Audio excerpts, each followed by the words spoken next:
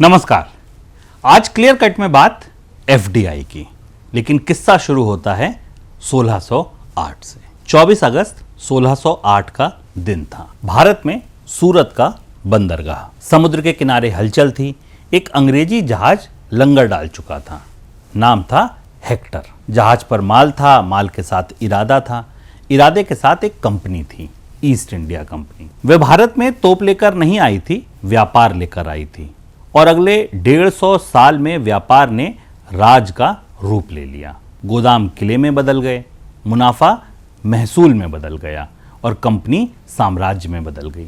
Hector को east India company का पहला जहाज माना जाता है, जो 24 अगस्त 1608 को सूरत पहुंचा था। भारत ने विदेशी पूंजी का पहला पाठ यहीं से पढ़ा था, जो बहुत महंगा था।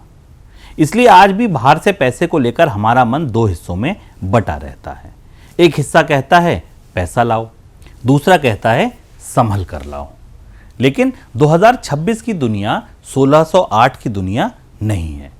आज विदेशी कंपनी जहाज से नहीं आती, प्रपोजल लेकर आती है, टेक्नोलॉजी लेकर आती है, सप्लाई चेन लेकर आती है।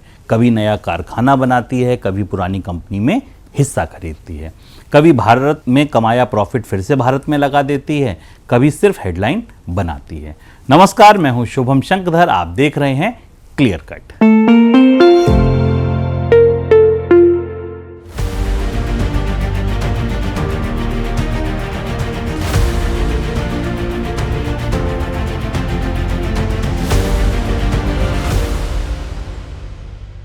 क्लियर कट में आज बात एफडीआई की।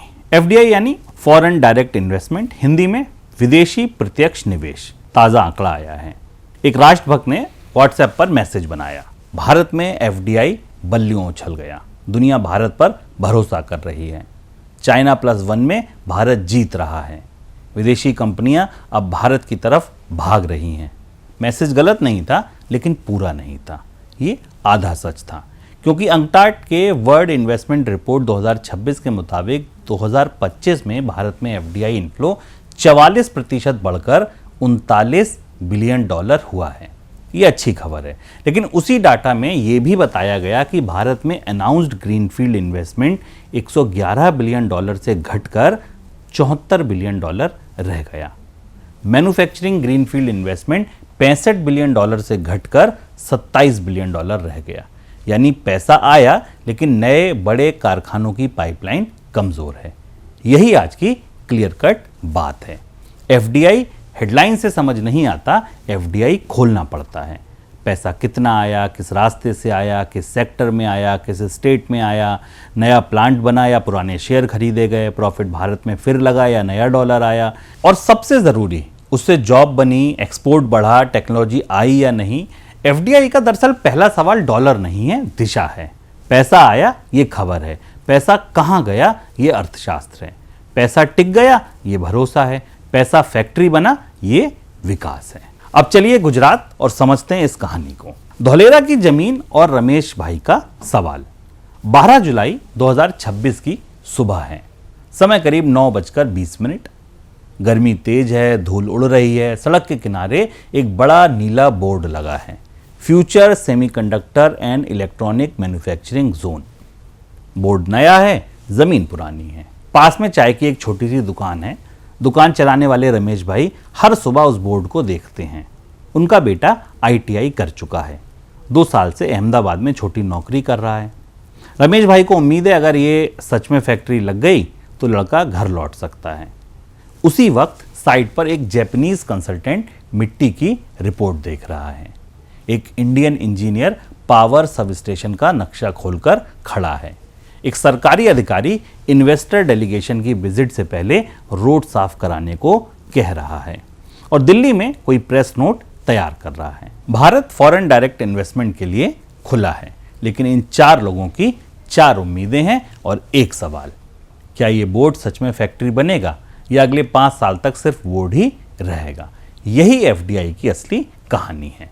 दिल्ली पॉलिसी खोलती है, इन्वेस्टर जमीन देखता है, इंजीनियर बिजली पूछता है, सप्लायर कंपोनेंट पूछता है, वर्कर जॉब पूछता है, और रमेश भाई बस इतना पूछते हैं, साहब फैक्ट्री कब शुरू होगी? एफडीआई प्रेस नोट में डॉलर है, जमीन पर बिजली, सड़क, स्किल और भरोसा है। चलिए अब पहला सवाल, एफडीआई असल में होता क्या है। एफडीआई को बहुत आसान भाषा में समझिए। कोई विदेशी कंपनी भारत में लंबे समय के लिए पैसा लगाती है, कारखाना लगाती है, कंपनी बनाती है, पुरानी कंपनी में हिस्सा खरीदती है, टेक्नोलॉजी लाती है या अपना प्रॉफिट वापस भारत में लगा देती है, तो ये एफडीआई है। ये शेयर बाजार में आज खरीदो कल बेचो जैसा पैसा नहीं है, उसको एफपीआई कहते हैं, पोर्टफोलियो का पैसा। एफडीआई लंबी अवधि का पैसा माना जाता है। अब एफडीआई के 3 चेहरे समझिए। पहला, ग्रीनफील्ड इन्वेस्टमेंट, नई जमीन, नया प्लांट, नई फैक्ट्री, नई जॉब, ये सबसे साफ और मजबूत एफडीआई है। दूसरा, ब्राउनफील्ड या एक्विजिशन, पुरानी कंपनी में हिस्सा खरीदा, पैसा आया, ओनरशिप बदली, लेकिन नई फैक्ट्री हमेशा नहीं बनती। और तीसरा है री इन्वेस्टेड अर्निंग्स का, फॉरेन कंपनीज ने भारत में प्रॉफिट कमाया, बाहर ले जाने के बजाय भारत में ही फिर लगा दिया। ये भरोसे का संकेत है, पर ये हर बार फ्रेश डॉलर नहीं होता। इसलिए हर एफडीआई डॉलर फैक्ट्री नहीं लगाता, कुछ डॉलर प्लांट बनाते हैं, कुछ पुराने शेयर खरीदते हैं, कुछ वही प्रॉफिट जो वहां होता है उसे बाहर ले जाने के बजाय भारत में रोक देते हैं। अब ताजा आंकड़ा क्या आया जिससे ये पूरी बात शुरू हुई, उसको समझिए। भारत की हेडलाइन मजबूत है, ऑफिशियल डेटा पर आई है।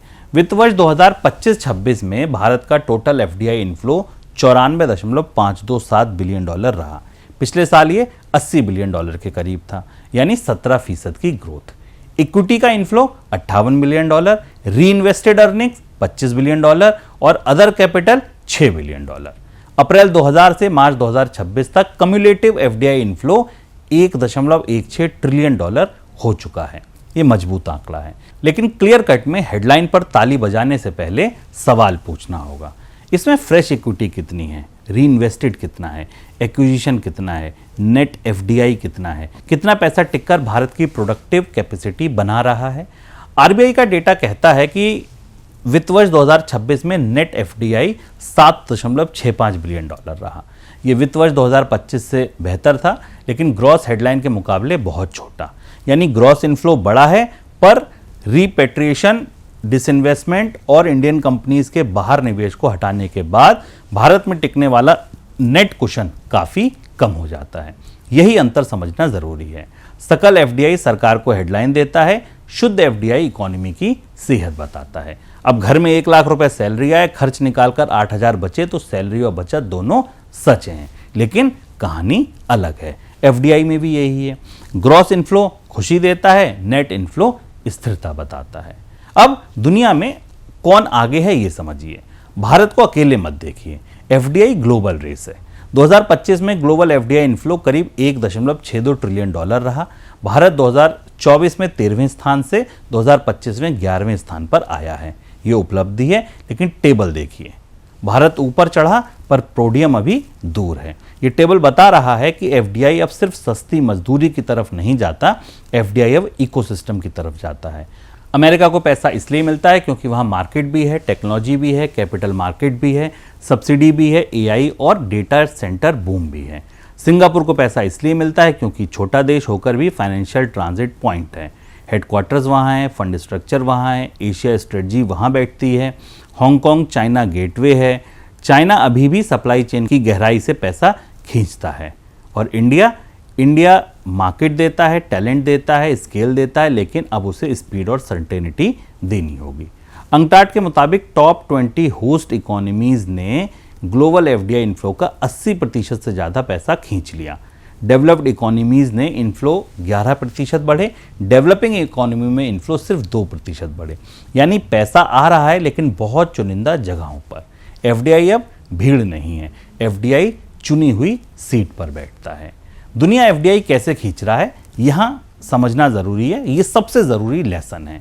आज एफडीआई का सबसे पुराना नियम बदल गया है। पहले इन्वेस्टर पूछता था मजदूरी कितनी सस्ती है, अब पूछता है सरकार कितनी तेज है, बिजली कितने भरोसेमंद है, पोर्ट कितनी जल्दी माल निकालेगा, कस्टम कितना स्मूथ है, चिप प्लांट से निकलकर इंजीनियर को कितनी देर में मिलेगी, डेटा सेंटर को बिजली और पानी मिलेगा, बैटरी प्लांट को क्रिटिकल मिनरल्स कितनी जल्दी मिलेंगे।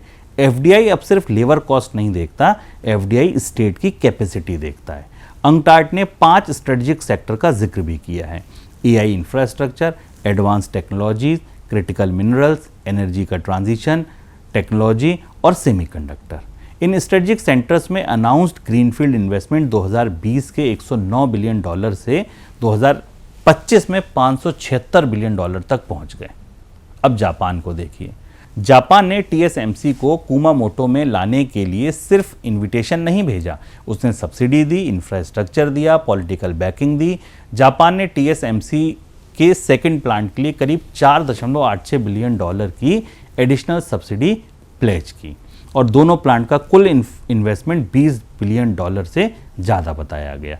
ये FDI का नया मॉडल है। FDI को अब वेलकम स्पीच नहीं चाहिए, FDI को पैकेज चाहिए। पावर चाहिए, लैंड चाहिए, सप्लायर बेस चाहिए, क्लियरेंस चाहिए और सबसे ज़्यादा भरोसा चाहिए।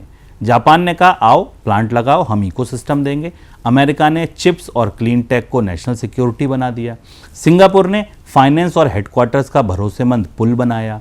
वियतनाम और मलेशिया ने स्पीड, एक्सपोर्ट का इकोसिस्टम और चाइना वन सप्लायर बेच दिया। भारत को भी यही करना होगा। सिर्फ कहना काफ़ी नहीं है कि हमारे पास मार्केट है। इन्वेस्टर पूछता है मार्केट के साथ मशीन भी लगेगी या नहीं। अब भारत ने पिछले साल क्या किया ये समझते हैं। भारत का पक्ष जानना ज़रूरी है। भारत बैठा नहीं है, कई फ्रंट्स पर काम हुआ है।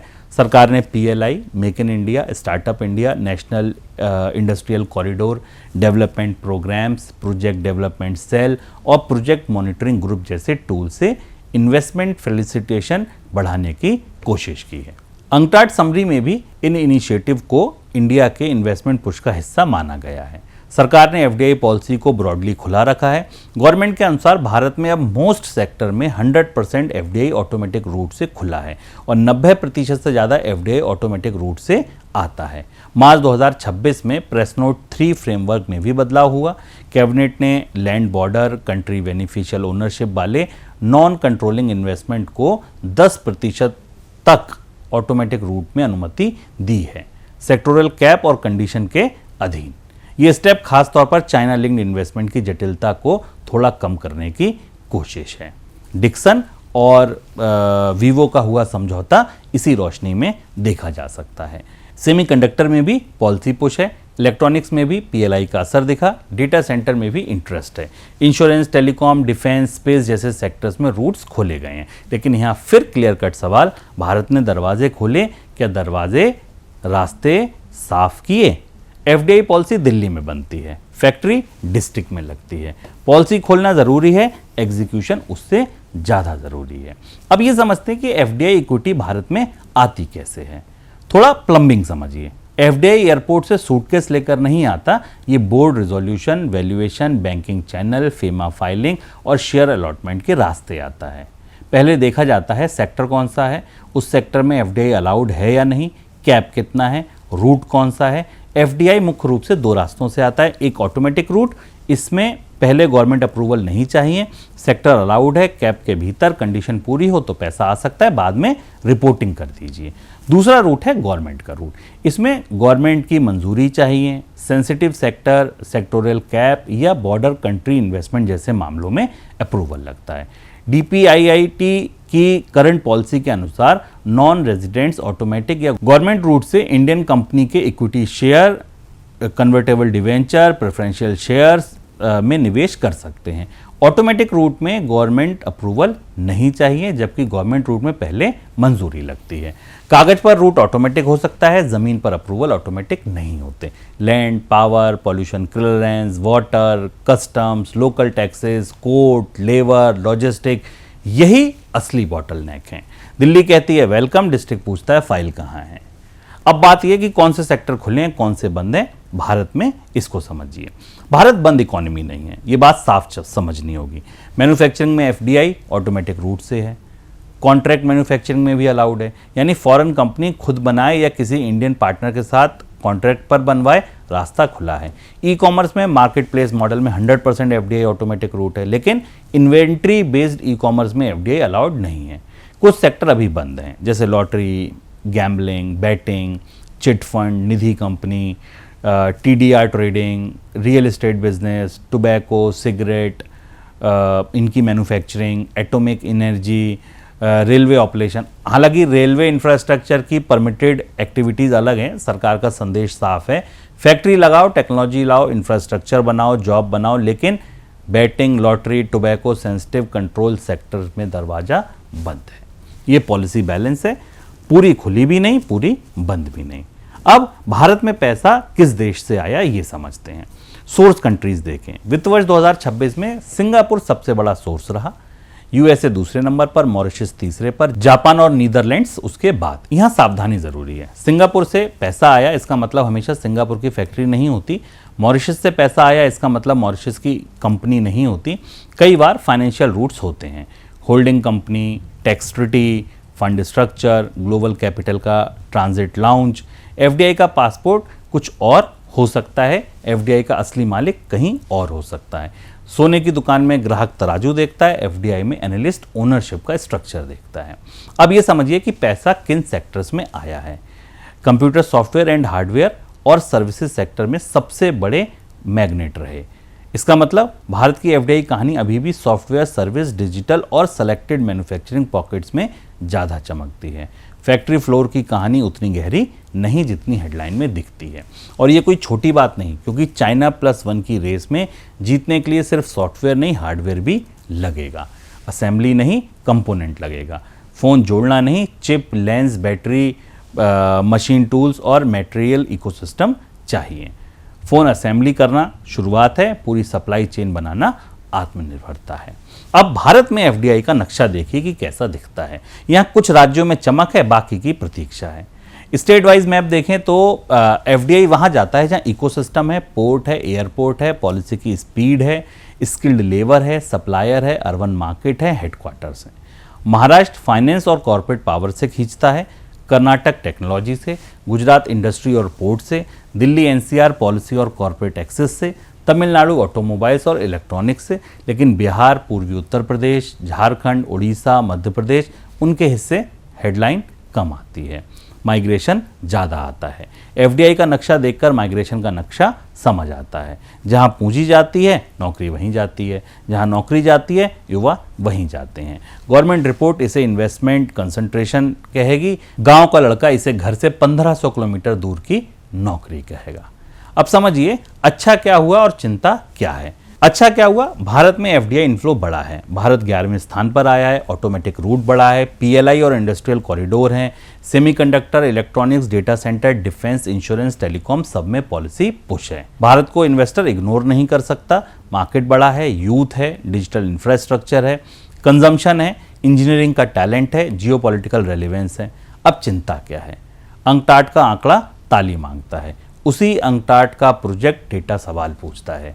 एफडीआई इनफ्लो बढ़ा, लेकिन announced greenfield investment 111 billion dollar से 74 बिलियन डॉलर पर आ गया। मैन्युफैक्चरिंग में अनाउंस्ड इन्वेस्टमेंट 65 बिलियन डॉलर से घटकर 27 बिलियन डॉलर पर आ गया। ये वैसा है जैसे घर में मेहमान आए लेकिन नया कमरा बनना रुक जाए। सर्विस रिसाइलेंट रही। आईसीटी 2025 में लार्जेस्ट सेक्टर बन गया, लेकिन मैन्युफैक्चरिंग इन्वेस्टमेंट साइकिल कॉशियस दिखी, सावधान दिखी। भारत सॉफ्टवेयर में भरोसा जीत चुका है, उसे फैक्ट्री फ्लोर पर भरोसा जीतना है। अब ये जीत क्यों नहीं पाता, भारत चूक कहाँ जाता है? पहली चूक है पॉलिसी और एग्जीक्यूशन में दूरी। कागज पर 100% ऑटोमेटिक रूट है, जमीन पर परमिशन की कतार है। दूसरी चूक है सप्लाई चेन की अधूरी गहराई। असेंबली जल्दी आती है, कंपोनेंट इकोसिस्टम देर से बनता है। Machine tools, chemical, advance material, skilled technician, यही असली बॉटलनेक है। तीसरी चूक है प्रोटेक्शन और कॉम्पिटिटिवनेस का भ्रम। इंपोर्ट ड्यूटी बढ़ाकर डोमेस्टिक इंडस्ट्री को ब्रीदिंग स्पेस मिल सकता है, लेकिन अगर इनपुट महंगा हो तो एक्सपोर्ट महंगा होगा और फॉरेन कंपनीज इंडिया को ग्लोबल बेस नहीं बनाएंगी। दीवार लगाकर घरेलू बाजार बच सकता है, दुनिया का बाजार जीतने के लिए सड़क चाहिए। चौथी चूक स्टेट की कैपेसिटी। एफडीआई दिल्ली में अप्रूव होता है पर फैक्ट्री स्टेट में लगती है। इन्वेस्टर को स्टेट का land bank, power reliability, labour ecosystem और लोकल एडमिनिस्ट्रेशन देखना पड़ता है। पांचवी चूक नेट एफडीआई पर कम चर्चा। हम ग्रॉस एफडीआई पर ताली बजाते हैं, नेट एफडीआई पर कम बोलते हैं। एफडीआई आया ये जरूरी है, एफडीआई टिक गया ये उससे ज़्यादा ज़रूरी है। अब चाइना प्लस वन में भारत सच में कहाँ है ये समझिए। दुनिया नया चाइना नहीं ढूंढ रही, दुनिया चाइना की पूरी सप्लाई चेन को कॉपी नहीं कर सकती, दुनिया छोटे छोटे चाइना बना रही है। वियतनाम गारमेंट्स, इलेक्ट्रॉनिक असेंबली और एक्सपोर्ट स्पीड पकड़ता है। मलेशिया और थाईलैंड इलेक्ट्रॉनिक्स और कंपोनेंट में जगह बनाते हैं।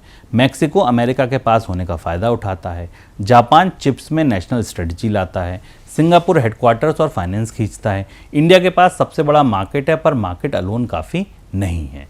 इन्वेस्टर पूछता है क्या ज़मीन मिलेगी, पावर रिलायबल मिलेगी, लेबर लॉ क्लियर हैं, टैक्स अचानक बदलेगा तो नहीं, इंपोर्ट ड्यूटी कब बदलेगी, कॉन्ट्रैक्ट एनफोर्स होगा, सप्लायर इकोसिस्टम होगा, एक्सपोर्ट लॉजिस्टिक्स सस्ता होगा या नहीं। चाइना प्लस में भारत का क्लेम स्ट्रांग है, पर विक्ट्री ऑटोमेटिक नहीं है। भारत को सिर्फ ऑल्टरनेटिव नहीं बनना, रिलायबल ऑल्टरनेटिव बनना है। आत्मनिर्भरता की नई परिभाषा फिर क्या होगी? सबसे बड़ा वैचारिक सवाल यही है। क्या एफडीआई आत्मनिर्भरता के खिलाफ है? नहीं, लेकिन ये इस बात पर निर्भर करता है कि आप आत्मनिर्भरता का अर्थ क्या समझते हैं।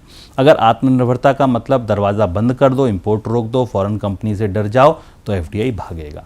अगर आत्मनिर्भरता का मतलब है भारत में इतना प्रोडक्शन बनाओ कि भारत भी खरीदे और दुनिया भी खरीदे, तो एफडीआई साथी बन जाएगा। अमेरिका आत्मनिर्भर है लेकिन फॉरेन कैपिटल लेता है। चाइना आत्मनिर्भर है लेकिन डिकेड्स तक फॉरेन फैक्ट्री से सप्लाई चेन सीखी है।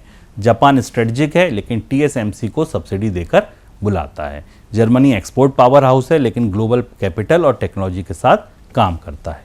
आत्मनिर्भरता दीवार नहीं है, फैक्ट्री है जो अपने लिए भी बनाती है और दुनिया को बेचती भी है। भारत को यही तय करना है, हम फॉरेन कैपिटल से डरेंगे या उसे अपनी शर्तों पर साधेंगे।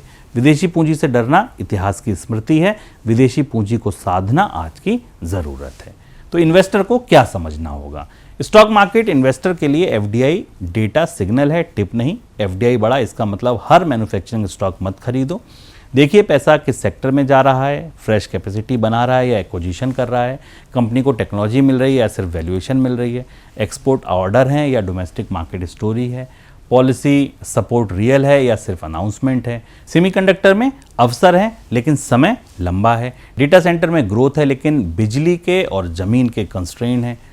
इलेक्ट्रॉनिक में स्केल है लेकिन वैल्यू एडिशन की परीक्षा है। इंश्योरेंस में एफडीआई से कैपिटल और कंपटीशन आ सकता है लेकिन प्रॉफिटेबिलिटी अलग सवाल है। डिफेंस में एफडीआई ओपनड है लेकिन टेक्नोलॉजी ट्रांसफ़र और अप्रूवल क्रिटिकल होंगे। बाजार हेडलाइन खरीद सकता है लेकिन वेल्थ कैश फ्लो से बनती है। अब रमेश भाई के बोर्ड पर लौटिए, फिर धौलेरा पर चलते हैं। रमेश भाई चाय बना रहे हैं, बोर्ड अभी भी लगा हुआ है, future semiconductor and electronic manufacturing zone. उनका बेटा पूछता है पापा फैक्ट्री कब लगेगी? रमेश भाई कहते हैं जब लोग आएंगे। बेटा पूछता है लोग क्यों आएंगे? रमेश भाई जवाब नहीं देते लेकिन इकोनॉमी जवाब देती है। जब ज़मीन साफ़ होगी, बिजली भरोसेमंद होगी, पोर्ट तेज होगा, कस्टम स्मूथ होगा, पॉलिसी नहीं बदलेगी, स्किल्ड वर्कर मिलेगा, सप्लायर पास में होगा, कोर्ट में कॉन्ट्रैक्ट अटकेगा नहीं, जब राज्य और केंद्र एक भाषा बोलेंगे, तब बोर्ड फैक्ट्री बनेगा। एफडीआई प्रेस रिलीज से नहीं आता, भरोसे से आता है, और भरोसा स्लोगन से नहीं प्रिडिक्टेबिलिटी से बनता है। फाइनल क्लियर कट यही है कि भारत में एफडीआई की कहानी कमज़ोर नहीं है, डेटा अच्छा है। वित्त वर्ष 2026 में total FDI inflow record zone में है, इक्विटी इनफ्लो बढ़ा है। अंकटाड का 2025 का डेटा भारत की बेहतर ग्लोबल पोजीशनिंग दिखाता है। गवर्नमेंट ने कई सेक्टर्स खोले हैं, ऑटोमेटिक रूट बढ़ा है, semiconductor, electronic, data centre, insurance, telecom, defence, सब में पॉलिसी पुश दिखता है। लेकिन ये कहानी पूरी तरह विजय की नहीं है। ग्रॉस और नेट एफडीआई में बड़ा फर्क है। एफडीआई कुछ सेक्टर और कुछ स्टेट में कंसंट्रेट है। इन्फ्लो बढ़ा पर ग्रीनफील्ड मैन्युफैक्चरिंग कमिटमेंट कमज़ोर हुए। चाइना प्लस वन की रेस में भारत अकेला विनर नहीं है। अमेरिका सब्सिडी और टेक्नोलॉजी दे रहा है, जापान स्ट्रेटजिक पैकेजेस दे रहा है, सिंगापुर फाइनेंशियल ट्रस्ट दे रहा है, वियतनाम स्पीड दे रहा है, मैक्सिको ज्योग्राफी दे रहा है। भारत मार्केट देता है, टैलेंट देता है, स्केल देता है, और भारत को अब स्पीड देनी होगी, सर्टेनिटी देनी होगी, एग्जीक्यूशन देना होगा। एफडीआई पर सवाल ये नहीं कि फॉरेन पैसा आए या ना आए, सवाल ये है कि किस शर्त पर आए, क्या बनाए, कितना टिके, कितनी टेक्नोलॉजी जोड़े, कितने जॉब्स बनाए, कितने एक्सपोर्ट्स निकाले और भारत को कितना मजबूत करके जाए। 1608 में फॉरेन कंपनी व्यापार से राज तक पहुंची।